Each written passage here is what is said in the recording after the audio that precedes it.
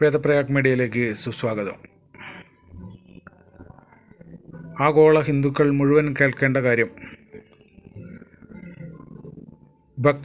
ഭക്തരോരോ കാണിക്കയിടുന്ന ഓരോ രൂപയും ഓരോ ക്ഷേത്രങ്ങളിലും എവിടേക്ക് പോകുന്നു, എത്രയാണ് അതിൻ്റെ വില, എത്ര കിട്ടി, എന്തൊക്കെയാണ് കിട്ടിയത്, എന്തൊക്കെ സാധനങ്ങളാണ് അതിനകത്തുള്ളത്, ഇതിൻ്റെ വ്യക്തമായ രജിസ്റ്റർ ഏതെങ്കിലും ഒന്ന് നിങ്ങൾക്ക് ഏതെങ്കിലും ഒരു ക്ഷേത്രത്തിൽ നിന്ന് കണ്ടെടുക്കുക എന്ന് വെച്ച് കഴിഞ്ഞാൽ ഇപ്പോൾ സാധ്യമല്ല.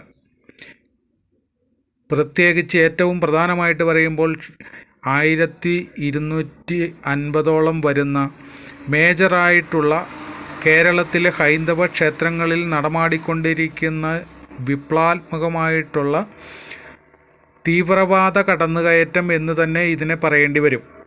കാരണം ഇതിനകത്തേക്ക് കടന്നു വരുന്ന ഓരോ അംഗങ്ങളും, ദേവസ്വം ബോർഡ് എന്ന് പറയുന്ന വെള്ളാനയിൽ കടന്നുകൂടുന്ന ഓരോ അംഗങ്ങളും അതീവ തീവ്രവാദ ബന്ധമുള്ളതോ അതീവ രഹസ്യ സ്വഭാവമുള്ള സംഘടനയിൽപ്പെട്ടവരോ വളരെ മോശമായിട്ടുള്ള ജീവിത സാഹചര്യങ്ങളിൽ നിന്ന് വന്നവരോ ആയിട്ടുള്ള ആളുകൾ വളരെ പെട്ടെന്ന് തങ്ങളുടെ സ്വത്ത് വിവരങ്ങൾ വെളിപ്പെടുത്താനാവാത്ത വിധം വലിയ അവസ്ഥയിലേക്ക് നീങ്ങിക്കൊണ്ടിരിക്കുന്ന വിവരം എല്ലാ ഭക്തജനങ്ങളും അറിഞ്ഞിരിക്കണം. അവൻ്റെ ഭക്തി കൊണ്ടല്ല, അവൻ കാപട്യമാണ് കൊണ്ടുവരുന്നത്.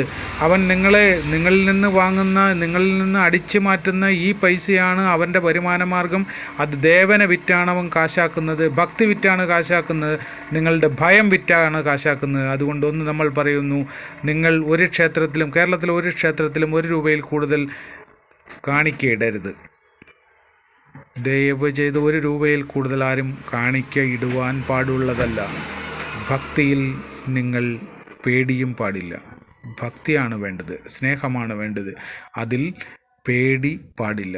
നിങ്ങളുടെ മനസ്സിൽ നിന്നും പേടിയാണ് മാറ്റേണ്ടത്, ഭക്തിയാണ് വളരേണ്ടത്.